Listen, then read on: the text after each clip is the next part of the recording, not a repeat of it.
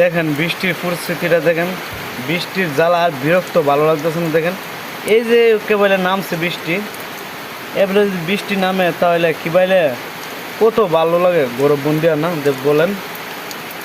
আসলে কোন সময় যেন আল্লাহর দিনটা ঠিক করে এত বৃষ্টি আর বৃষ্টি, বৃষ্টির জ্বালা বাইরে বার কোনো সিস্টেম দেখছে না। দেন কি বলে বৃষ্টি নামছে,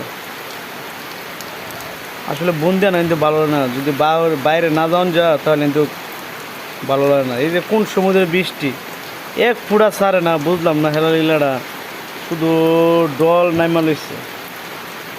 দেখেন কি অবস্থা, এমন বৃষ্টি থাকলে কী করে ভিডিও বানাবো আর কী করে ভিডিও করবো, আপলোড দেবো। দেখেন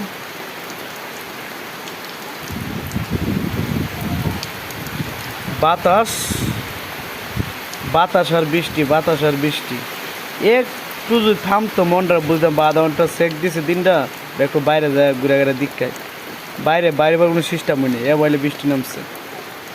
আসলে কি, আসলে দিনটা পরিষ্কার হবো, কাল পরশুর মধ্যে আসলে দিন ভালো দেখবো যতটুকু সম্ভাবনা লাগতেছে। এবং আকাশে একটু রোদ্রের ভাব দেওয়া যাইতেছে। আলহামদুলিল্লাহ দোয়া করি দিনটা ভালো হয়ে যাক। সব দিক দিয়ে সমস্যা, সব দিক দিয়ে কষ্ট হইতেছে।